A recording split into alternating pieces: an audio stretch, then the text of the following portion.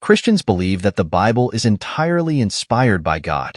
But some question this, pointing out passages where Paul seems to state his own opinions, as in 1 Corinthians, verse 7. Paul says, "I have no command of the Lord, but I give my opinion as one who by the Lord's mercy is trustworthy." At first glance, this might appear to challenge the belief in the Bible's full divine inspiration. However, let's explore what Paul truly meant here.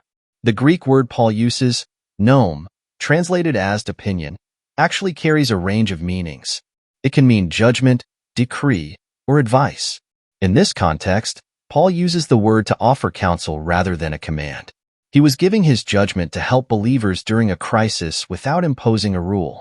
Paul advises that, during tough times, it may be wise to stay single, but makes clear that marriage is not sinful, 1 Corinthians 7, verses 26 to 28. Jesus didn't directly address this specific issue during his earthly ministry, but Paul was entrusted by Christ to guide the church. Jesus said to his disciples, "He who receives you receives me," Matthew 10, verse 40, granting them the authority to share his teachings and apply them to new situations. Likewise, Paul acted as Christ's spokesperson to the Gentiles, with guidance from the Holy Spirit. He made decisions and gave advice where Jesus hadn't explicitly spoken, as seen in Acts 15, when the apostles decided Gentiles needn't follow all Mosaic laws. This authority was affirmed by the Holy Spirit and binding for all believers. Paul's position on divine inspiration is even more evident in 1 Corinthians 2, verse 13. "This is what we speak, not in words taught by human wisdom, but in words taught by the Spirit."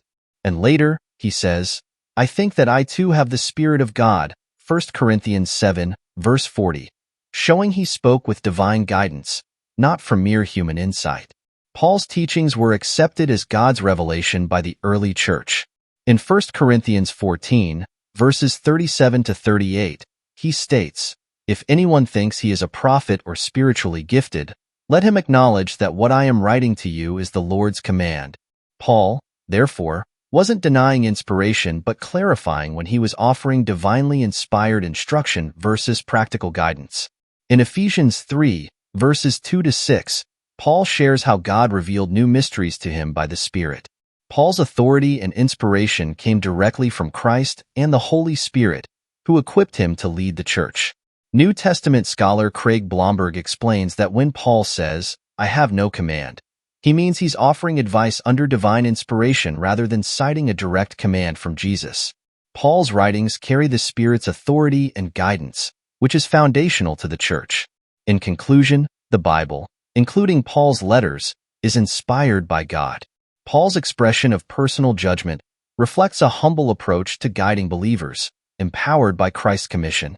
As Christians, we are called to trust the Spirit's work in the Scriptures, recognizing both the commandments and wisdom shared for our spiritual growth.